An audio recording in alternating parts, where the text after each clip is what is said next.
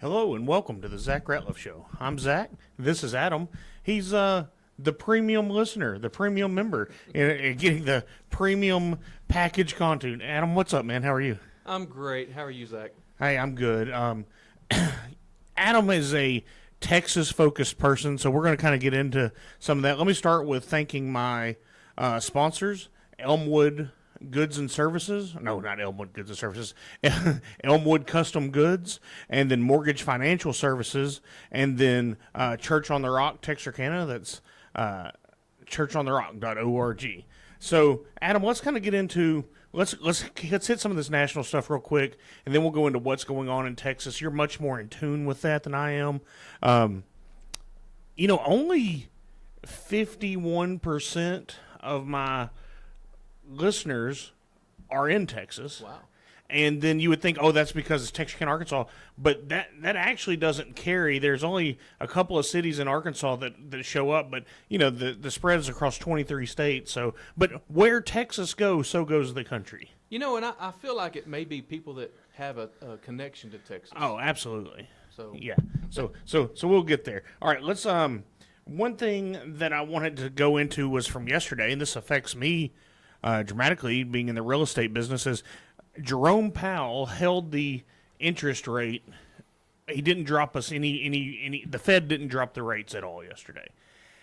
I've been saying, and for years now, and even on the old show that I was on, I said it quite often, that if Donald Trump won the election, they would not cut the rates anymore to punish us for electing him. And I know that's a 100% partisan view on things, but I feel 100. The economy's down, and I've got an article here. Blue collar wage growth is rising.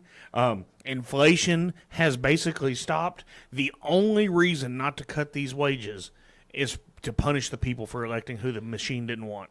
what do they call it? The prime rate? The prime rate. The very basic part. What is that now? Oh, I don't know. Yeah, we can find out. We need a Let's see. a premier experience user listener to Yeah. research things. Yeah. Oh, and by the way, we're live for the first time today.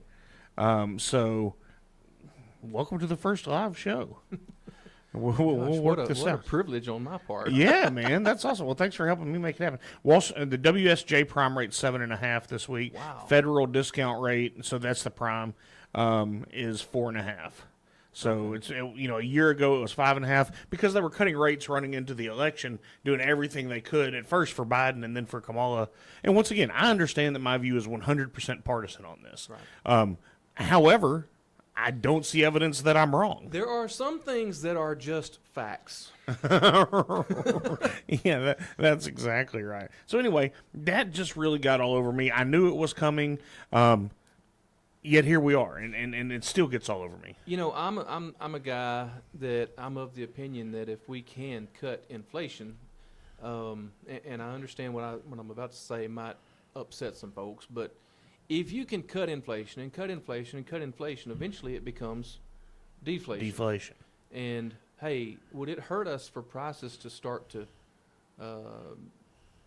be reduced? What's the word I'm looking for there? No, yeah, a reduction in price doesn't never hurt us. Make it more affordable to live. On the other hand, I understand that when that happens, your stocks, your financial investments, Right. they're going to start taking a cut too. Yeah, if you go into a deflationary period, it can happen. But look at how much, even in the last 20 years, how much more expensive things are. Exactly. Now if you go, you can, used to, if you went to a restaurant and dropped $100 bill, man, you were doing something. I'm not saying that's still easy to do, but I'm saying you can go out, if you went to Benchmark, or if you went to Twisted Fork, or if you went to Never heard of those. yeah, but if you went somewhere that was a higher end restaurant, you're $50 a plate And now, for drinks. And now I take my family of 4 through McDonald's drive-through, and I'm paying a $40 bill for something. You got to hit that $5 menu, man.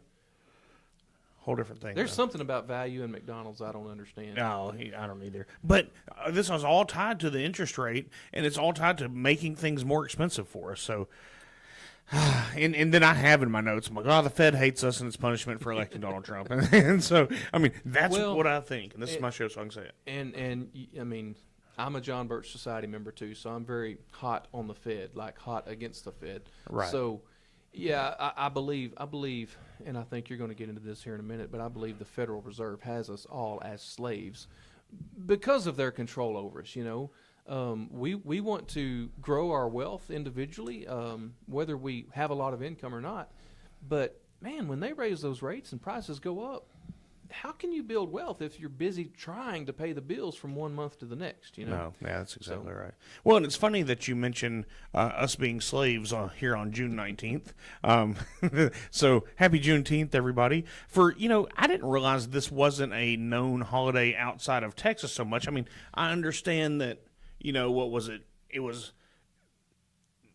June 19th when the message got in 1865 when the Emancipation Proclamation message got to Galveston. Right. And so that's why we celebrate Juneteenth. But it was just a few years ago that they made it a federal holiday, but I thought everybody knew what it was. Right. I mean, yeah, I've lived in Texas all my life, so yeah, I've always heard about it, but until Joe Biden made it a federal holiday, I don't know that anybody knew what it was. Speaking of 1865, it seems like there was something else going on in 1865 in Galveston that was related to this. Something about a group of men starting a party. Well, I think that was 1867. Okay. But yeah, so sometimes things move slow in Texas. Yeah, here's the timeline. 1863, Emancipation Proclamation. 1865, Juneteenth happens. Texas slaves in Galveston find out they're freed. 1867, 101 black men and a few white men start the Republican Party of Texas. Of Texas. And so what's amazing about that is Republicans have always been on the side of freedom. Absolutely. And still are. Now, you'll get this. I even saw somebody's Facebook post, I don't know, last night, just a pre-Juneteenth post, like, for all you haters, don't be out there waving your flags and mad about June. I'm excited about Juneteenth. I'm not mad about it. I'm glad that our country learned and we did make progress on this issue. Absolutely. But however, the same party that brought you slavery and that brought you the KKK and that brought you Jim Crow laws, they're still for slavery, but it's just financial and economic slavery, and they're just breeding voters out of people that they don't want to let get out of the trap of government servitude. I just imagine there are people associated with that party that are sitting in a closet somewhere, probably a small office or closet, that are thinking, how can we put our thumb on these people a little bit harder? Well, that leads you right into the immigration thought, right? So when, the entire country, they talk about the red wave. They're like, well, what exactly a red wave? Every district in the country almost went to the right in the last presidential election. Mm-hmm. And every voting dynamic, except for college-educated white women, went to the right. So that being said, the Republican Party and Donald Trump, more than that, got more black votes than was, and that's what, the argument can be made, that's what won him the election. So if you're, as a Democrat, if your party, and not you're a Democrat, but if the Democrat Party is losing voters, what's the easiest thing to do? Bring in more voters, give them free stuff, and promise them that they can have the American dream, except for we don't know what American dream is anymore. That is the question. Was that so much for you? Well, it's, yeah, I feel like, I don't know, there's a lot there, and we've been hammering on it so long that I think it's pretty common knowledge. We've got to fix the problem of immigration. I even, on that thought, I saw a post yesterday, probably on X, that the what do we call it, the Border Patrol posted something that they have not let one illegal alien into the state of Texas this month. Yeah, as opposed to 64,000 this time last year. Right. Yeah. What's the difference there? I know. Leadership? Leadership's key. Well, that's kind of like this Iranian thing. If you want to go to leadership, I mean, Trump keeps saying, "Oh, we're keeping all options on the table," and everybody's freaking out about what he's going to. Just let the man lead. Just let him lead. It's working. Right. People don't want to. We're Americans, and we came to America because we wanted to basically reject certain authority figures. Right. Americans have always had a problem with authority. We don't want to respect authority. And even more so here in Texas. Well, and let's be specific. They don't want to respect kings that want to put their thumb on it, right? Right. So, we like to throw a fit about what our leaders are doing. Sometimes we need to recognize that maybe they do have our best interests in mind. Well, and I talked about this yesterday or the day before. God appoints all leadership. That's right. And so but on the other side, if you don't believe in God and you have a faithless party, then it doesn't matter. Oh my goodness. So, I spent some time a couple days ago scrolling Twitter and making some comments on, responding to certain things. And I have decided there are people in the claiming to be members of the Republican Party of Texas, that it's pretty obvious they don't believe in God. Yeah. Because, let's just say they're not supporting the Republican Party of Texas platform and priorities. They think we need to go a different direction. So Right. I'm wondering, if you don't support the platform, if you don't agree with all the delegates that pass and that elect, that approve that platform, are you really a member of that party, or should you Right. consider going somewhere else? That's exactly right. All right, let me cover a couple more things, and we'll get into some of the state stuff. A cyber attack took over Iranian TV stations yesterday, Imagine that. encouraging but it was good. It was encouraging them to rise and claim their country. And then women took to the streets, ripping off their hijab. Here's what I don't want to happen, because this happened. I don't know if you remember this. This happened a few years ago, and the Iranians stood up. We didn't come support them. Nobody came to support them, and they just got murdered. They just came down with an iron fist on them. So that's the thing. Here you can take to the streets and riot about whatever you want to, and I'll never be against you, protesting or whatever, as long as your rights aren't impeding into my rights. But there, if you do it, you die. Right. It's a whole different game. And so then that leads into what Whoopi Goldberg said yesterday, that black people in America have it just as bad as the Iranian population. Right. And I'm going somewhere to what you just, this is so wild. And you said, well, I think it's common knowledge. I think a lot of times I'll think, well, everybody knows that. And then, I have to make sure that I get out of it, because you and I talk a lot. And then we have the same people, group that we talk to. But once I get outside my circle, I'm like, oh, everybody just thinks I'm crazy. Mm-hmm. They don't pay attention to this. Now, look, by no mistake of your own, you got little Johnny to take to soccer and little Susie to dance, and you got mom's working and dad's working, and you're trying to pay the bills. You got life happening. We're all just trying to survive day to day. Got to lose 10 pounds. Got to do this. Got to do that. Hopefully, I get a job. I can get my 2 weeks of. There's so much that all this can seem overwhelming. Absolutely. And so my point yesterday was, that's glad I have Jesus, because there's peace in that. On that note, several years ago, I had made up my mind to quit a job, and it kind of upset my wife. She says, "What are you going to do for a living?" And I said, "I don't know." Right. But I know that God's going to take care of us. Yeah. I know that He's going to provide something. And sure enough, the end of the contract came up. Time ran out, and I was jobless. Through the situation, I still had a few more months of a paycheck coming. Right. But within a few weeks, I had a new job lined up. It's just amazing how you live a life of faith, and He takes care of you. Right. And He gives you that peace. Now, it doesn't mean you're driving a new BMW and living in a mansion all the time. That's right. But, it says our rewards come in heaven. And so that's one thing that I often say. Being a Christian doesn't make everything easier necessarily. It makes it endurable. It makes it where you can get through it. And look, and then I tell people, oh, well, I can do. God won't put on. People say God won't put on you more than you can handle. That's not true. It doesn't say that there are people born to be martyrs to Christendom. There are people that are going to be killed, but through the Holy Spirit, they can endure that into an afterlife. So it's just amazing. The only person that can carry us through is Jesus if we give it to Him. God works for the good of all those who love Him and are called according to His purpose. That's We're exactly all right. born with a purpose, and it may take time to find that purpose, but when you fall into that place that He wants you in, everything works. It's just, I think back to certain times where I found myself in those moments exactly where he wanted me. Yeah. Just, we talk about the peace, but I'm serious. In those moments, you may be excited about something, but in that moment, just an ultimate peace comes over you, and you realize he's in control. And Yeah. what I just said was his words, and this person is Man. now changed. You It's know, cool. that's exactly right. And sometimes even, and I might not realize it for 2 or 3 days afterwards, like, oh, Yeah. Yeah. oh, okay. You wake up in the middle of the night, and why is this guy on my, oh.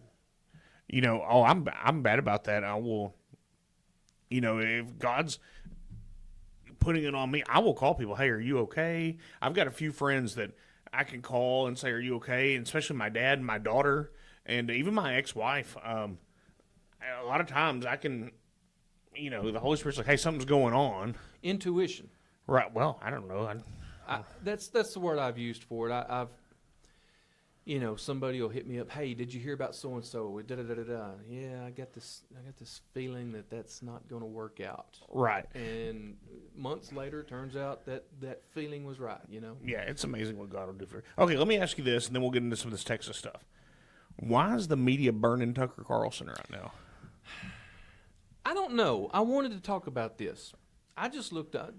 I was on the mower the other day listening to some Tucker. Uh-huh. I've not been a big fan of Tucker over the years. Right. I was never a big fan of Bill O'Reilly, and he came in and took over Bill O'Reilly's Right. spot. They never let their interviewees, whatever you call me in this situation, Yeah. they never let them finish a statement. And I'm just sitting back there. If you'll let them finish, they'll dig their own hole. So Even in anyways, that Ted Cruz interview, he does that. So, yeah, exactly. That's why they're burning him, because he was bad against Ted Cruz. Ted Cruz is our angel, right? I don't know. He may be. That doesn't mean he's above reproach. That's right. So anyways, I was on the mower the other day listening to one of the most recent Tucker interviews, and so this goes back to the Iran thing. The Jeffrey Sachs interview. Have you heard that one? Mm-hmm. I have. In that interview, it sounds to me like both of them are agreeing that the Iranian people don't want to be involved in a conflict. They don't want nuclear weapons. Right. So it starts to sound more like, to me, in about 2001, when you had a president by the name of Bush saying the Iraqis have weapons of mass destruction. We've got to stop that. Except, turns out there weren't any. Right. And So that's where I'm at with it. I don't know what to believe. yeah, and I don't either, and they don't invite me to the meetings. But, you know, my thought is the Ayatollah Khomeini has always said, or Khomeini, or however you say it, has always said their goal is to annihilate Israel and to annihilate the U.S. So if they were to get one, we're on the list of people for them to bring it to. So I mean, there is a responsibility for national defense to look into this problem. right. And it also, going back to what I said, the Iranian people, apparently, according to Jeffrey Sachs, and Tucker went along with him. Right. And, I mean, now that, you know, Elon's dropped internet into Iran and is showing them celebrating in the streets. There were a few other interviews that he did with people that were saying something similar, okay? So the question is it possible that the leadership of Iran does not have the support of the Iranian people? I'd say 100%. That happens a little bit more often than we need it in this world. Yeah. So yeah, you mentioned a while ago somebody putting out what would you call it? Not propaganda, but literature, trying to get people to rise up. You know, Right. all these immigrants that we have coming into America over the past 5, 6, 20 years. Right. They come because our country is unsafe. We went to war with the people that were terrorizing us here in this country. Right. 200 and nearly 50 years ago, and we brought a change. Yeah. We stood up against those that were pushing us to do things we didn't want to do. That's right. And I think, was it Then we went to Thomas? war again with them in 1812. Yeah, and Thomas Jefferson, I think, is the one that said something about the blood must be shed at the tree. I don't remember what the quote was, but I think it was him. Right. Sometimes when somebody's trying to get you to do something that you don't want to do, You got to stand up. you're in danger. You've got to stand up for yourself. Well, that's anywhere in life, and that's even. I mean, Exactly. you've got kids. That's what I work on my daughter with all the time. I'm like, hey, it's okay to be. We want to be kind, not nice. Because when it comes to it, your kindness can be put on the shelf for a second. You can slap somebody around if you need to, but being nice is just being a pushover. So, funny story about that is last year I get a call from the principal, and she was in. Well, I guess it was the year before last. She was in second grade. She's going into fourth grade this coming year. And Mr. Ratliff, Nori's been in a physical altercation. Okay. What happened? Well, I'm going to let her tell you. Okay. And it started, well, she tried to take my hula hoop. And I said, all right. So anyway, she goes into this. She had it. Girl tried to take her. She told her no. And anyway, my daughter was not the aggressor, but she was going to wind up having lunch detention in elementary school because of it. And I said, and I talked to them. I'm like, did you verify this on the cameras? They're like, yeah. I'm like, she didn't start it. They're like, no. So I just went and picked her up, took her to get ice cream. I said, we stand up for ourselves. So your point, that's what, and anytime the Iranian people, that's what we did as a country in 1776. That's what we did again in 1812 in the War of 1812 with the British. It's what we have repetitively done. But that's why I'm glad to see this for the Iranian people now, is because the last time they did this, no one would support them. Right. Because every time that we have, as Americans, have stood up for ourselves, we had the backing of France in the 1700s. And even that was a worry from the Union side in the Civil War, was that France was going to back the Southerners. And so, but we always had support. So there has to be some level of something. Now, I'm not calling for U.S. troops on the ground. Right. But we have to support that in some way. And I'm also not calling for us coming over there and making everything a democracy, because that's not their culture. Right. The Persian Empire has been around.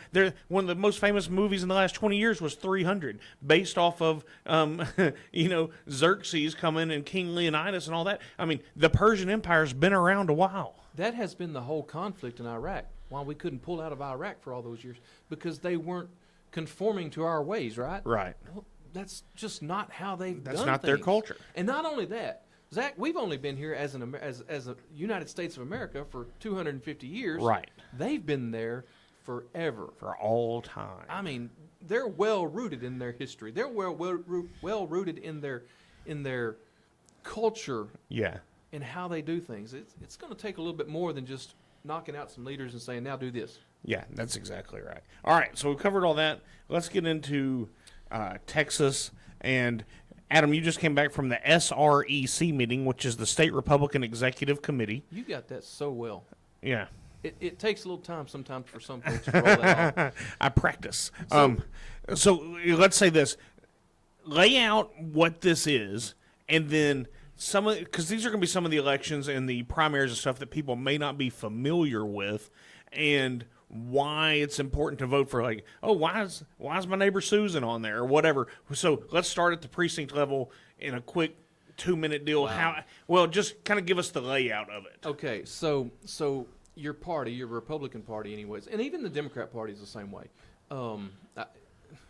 Texas law allows for your local party representation. So your voting precinct will have what's called a precinct chair. Mm-hmm. And that precinct chair, with all the other precinct chairs in the county, make up the county executive committee. And so in Bowie County there are 18? No, there's about 32 current precinct chairs filling positions. Now, okay. I don't think at the meetings you're going to have 100% attendance. In fact, the last meeting they had, I think there were only 10 or 12 that showed up. Okay. It was kind of a quickly announced meeting, so anyways, a lot of factors there. But so you got 30 people from around the county that represent their district. And they're voting precinct. Uh-huh. And so all together, they come together and they do the business of the county party. And they can pass resolutions, they can manage some money, they can help campaign for Republican candidates in general elections. And then so from there, the counties make up what's called a Senate district, and each Senate district, that's your state senator, his district, they'll have an elected man and woman, SREC committee man and woman, and they'll be two of the SREC, the state, what'd you call it? The State Republican Executive Committee. So there's 31 districts in the state, so that means there's 62 SRECs. And then you've got the chairman and the vice chairman. That is the SREC committee. And they Okay. meet ever so often. I think their bylaws say they meet once a quarter, and they also have special meetings.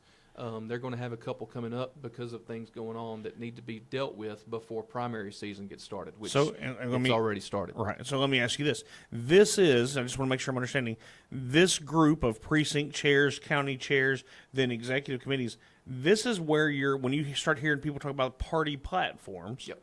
And what your party believes, this is where you, as someone who lives on 3rd Street in downtown Texarkana, this is how you make it known what you want your party to do for you. Absolutely. You've got to be in contact with your precinct chair and say, I want this. How do we as a party make it happen? And that person's going to say, well, let's write a resolution and let's pass that up the chain of command through the party and go to the SREC, or in the case of state convention season, we can pass that through the county convention, to the state convention and pass it and get it into, maybe it's something you want to add to the platform or change in the platform, or you want to make it a legislative priority if you can get enough support. So, yeah, if you're the guy over there on 3rd Street that wants this change, if you can find enough people around you or across the state that believe the same thing, when enough support comes in, the party can modify our documents, our beliefs, what we call the platform principles things,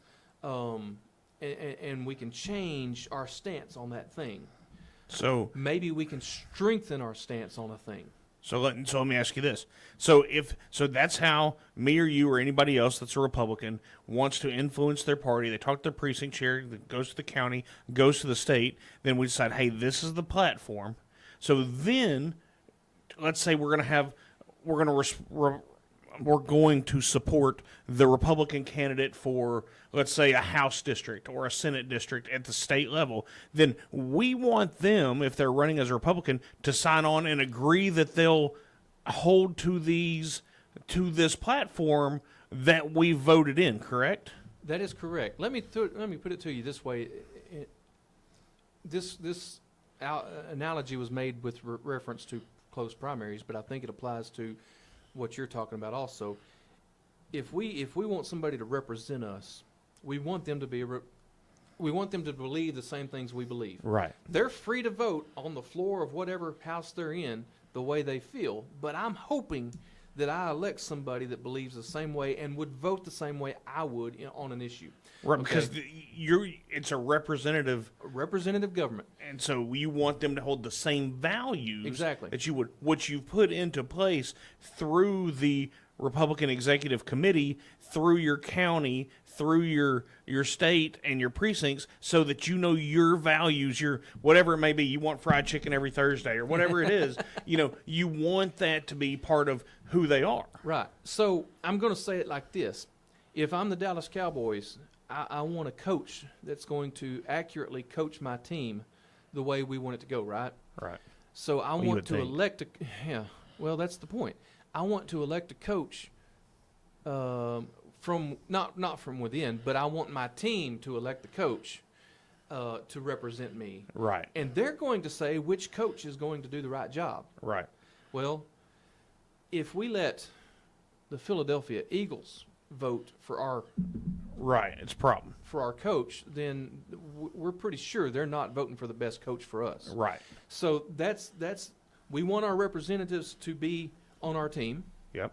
We also want to close the primaries so the Eagles can't vote for our coaches or for our players even. So when you say closed primary and using that example, so let's say, here's a good example for those of you talk radio fans. From the great Rush Limbaugh, when Hillary Clinton was running against Barack Obama, we had what they called Operation Chaos.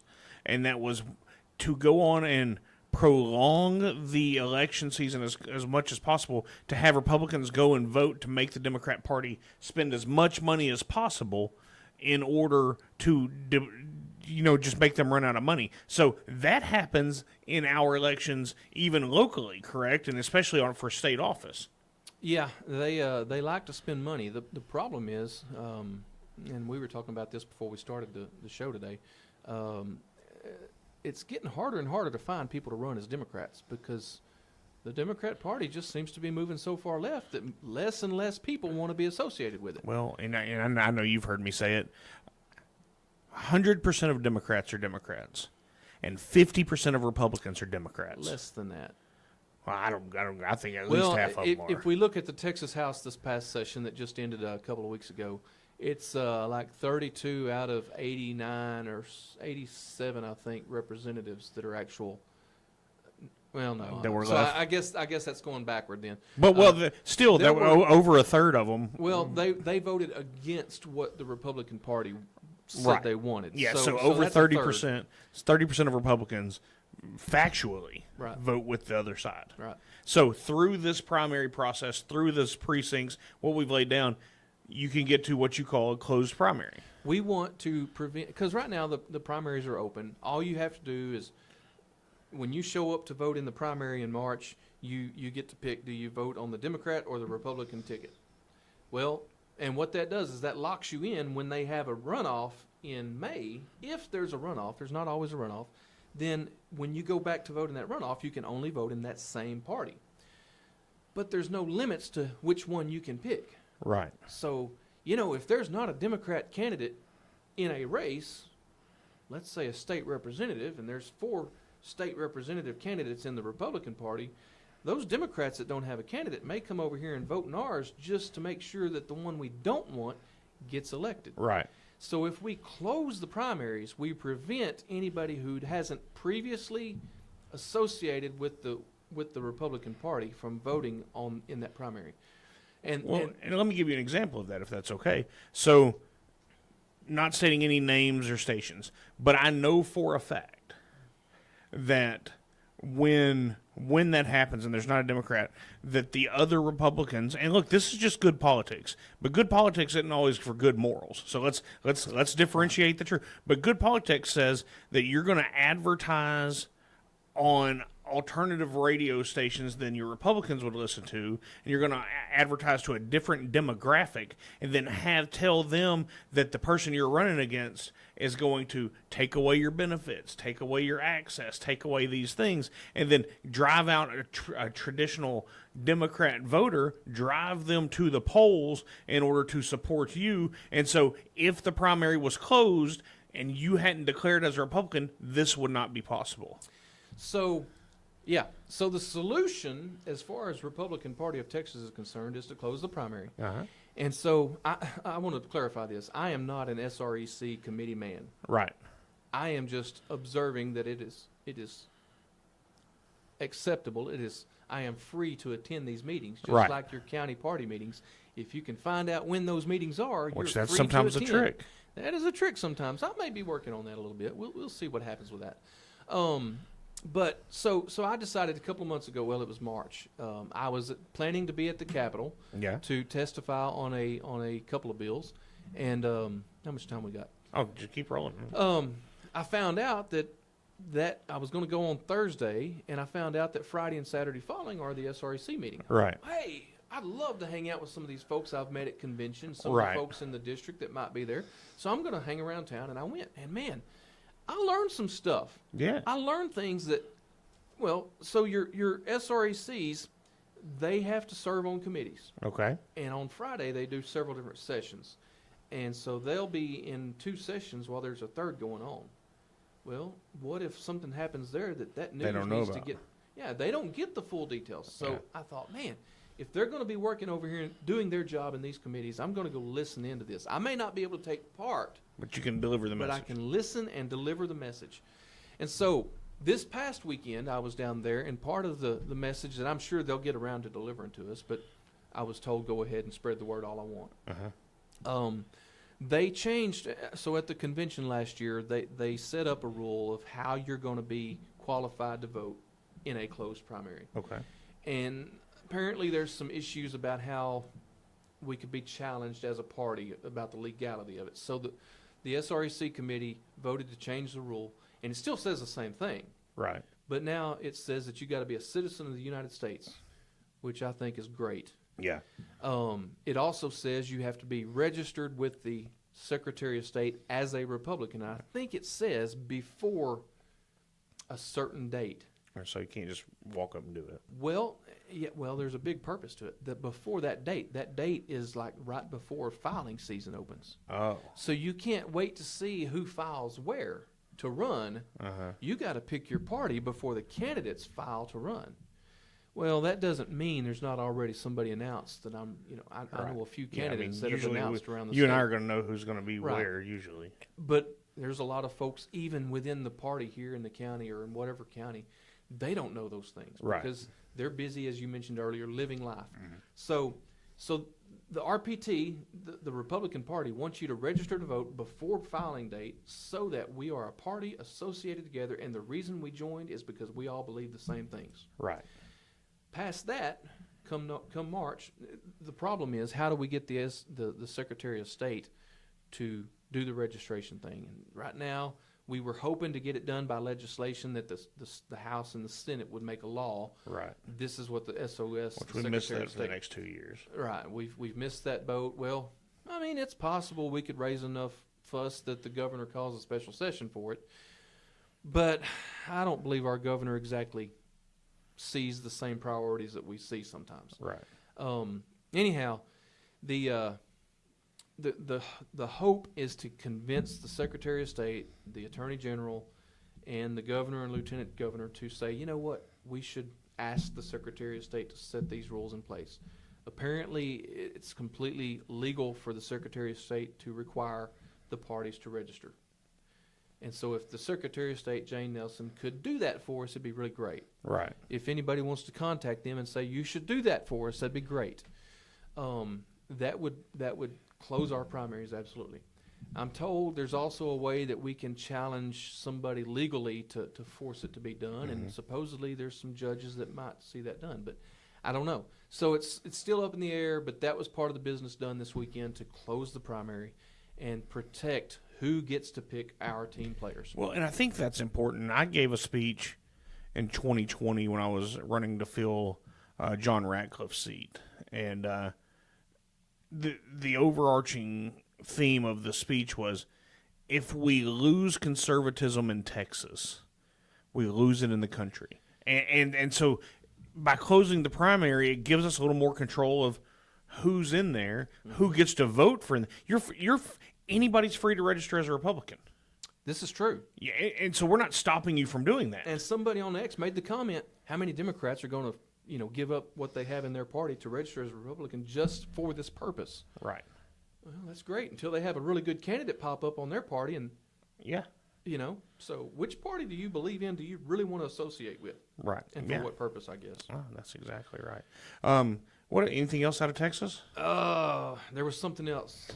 SRC, have we lost Texas? Juneteenth. That's all I have. I feel like there was something else we talked about, but I can't remember what it was. No, I understand. And it's kind of like that sometimes. Sometimes, you'll go to a committee meeting like that there is nothing going on. Right. But when your bylaws say you need to have meetings, you got to follow your bylaws. Right. So that's something to be considered. Sometimes meetings are boring. Sometimes there's a lot of stuff that goes on. They did pass some resolutions, but that's a lot of talk. And I'm not too familiar with them. So Okay. Now, here locally, I would consider you, and I don't know if you would consider yourself, but you're in the leadership of the Bowie County Patriots. And so, what do you guys have going on this evening? So tonight we've got Mark and Jaleese Middleton. Uh-huh. They were caught up in the J6 thing, as in they were like a quarter mile away from the Capitol, and they were huddled together praying. They're a very devout, strong Christian couple. We've been in prayer for them for. Do what? So we've been in prayer yeah. for them for. Yeah, and it's because as much as they were standing there praying, supposedly either one of the Capitol Police or Metro Police grabbed a hold of them and tried to instigate violence. Mm-hmm. And in self-defense, they were defending themselves. They wound up being charged with something terribly stupid Right. crimes that obviously weren't actually committed. They were acting in self-defense against somebody trying to cause something. Right. And so, anyways, they wound up in the end. I want to say they wound up going to prison, separate prisons, a men's prison and a women's prison. They were separated and sent to their respective prisons, I think on December 17th. Yeah. is when they had to report. And thanks to our president, they got their pardons on January 20th. And so they got to be home. I think it was about 3 o'clock that morning when they were united at home. Well, and if I remember correctly, there was a chance they weren't even going to have to go, but the process was rushed Right. just to make the point before Trump was inaugurated. Talk about weaponized federal agencies. Yeah. They realized, you know what, it's very likely that Trump's just going to pardon all these people. So to make our point, we're just going to move their cases up and just force this to be done. Right. And that's what they did. So I'm gonna have them share their story. I'm sure there's a lot of update. I'm sure there's more going on behind the scenes after the fact. Right. There is obviously some change that's got to happen. Right. And who better to lead that change than the victims of that Yeah. problem, you know. So they're going to be there tonight. I'd encourage everybody to come. And This is our second group of J6ers that have done man. time in the last few weeks. yeah, well, yeah, we had Ryan Nichols from Longview. Yeah. He was friends with a guy named Alex Harkrider, who we were at the prison over here at FCI to make sure he came out and was Had what he gotten needed. home Yeah. safely and you know, reasonably quickly. So we were there that night when Alex and was his name Wes? My goodness, it escapes me now. There were two J6ers at FCI that were Right. released that day, Yep. that night. And anyways, so yeah, we've had several run-ins with J6 Right. folks. Okay. So, and this will be the second, maybe the third time the Middletons have been with us. Okay. So Well, and that's at 6 o'clock this evening at Big Jake's in Nash. So I encourage you, if you have a chance, to go join that. Adam, thank you for being here. There's one more Oh, thing. go ahead. Anybody that's coming tonight, there's some news that goes right along with everything else we've been talking about. Uh-huh. It's going to be. I'm going to give the floor to somebody to kind of talk about that. I don't want to make any announcements myself, but we'll leave it to him. Okay. All right. Well, that sounds good. That's tonight, 6 p.m., Big Jake's in Nash. Adam, thanks for being here. Fun times. And we will do it again. I hope God blesses each and every one of you today.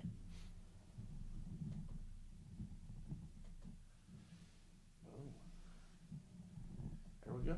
Still recording?